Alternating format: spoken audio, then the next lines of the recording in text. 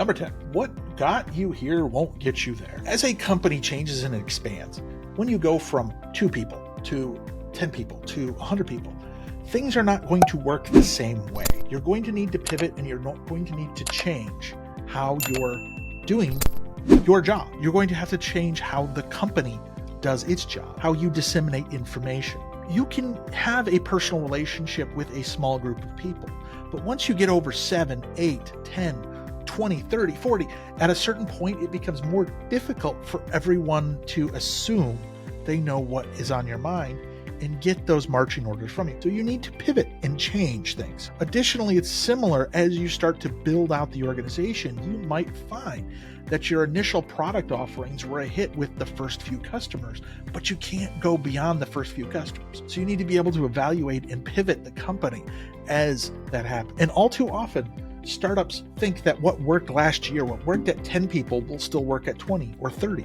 And they're very late in order to pivot and to adjust the company internally, but also externally. Man, we made, our first 100K in ARR last year off of this.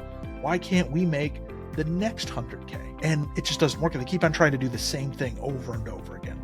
And you know what that is? The same thing over and over again. That's the definition of insanity. There are a lot of challenges open source companies face.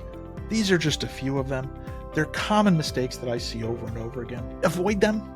Make sure that these don't become the only thing that is preventing you from success. There's lots of other things. You might not have the right timing, the right product, the right fit, the right people, but don't let these things that you do control impact your ability to be successful. We hope you enjoyed this. There's a lot of other videos and content I do on a regular basis. We would love to hear your feedback. Give us some ideas on what you'd like to hear next. Like, subscribe, and thank you to Scarf for enabling me to do these videos. Thank you for checking out this video series. We hope you enjoyed it. Don't forget to check out the Hacking Open Source Business podcast and look at this channel for other content related to this topic.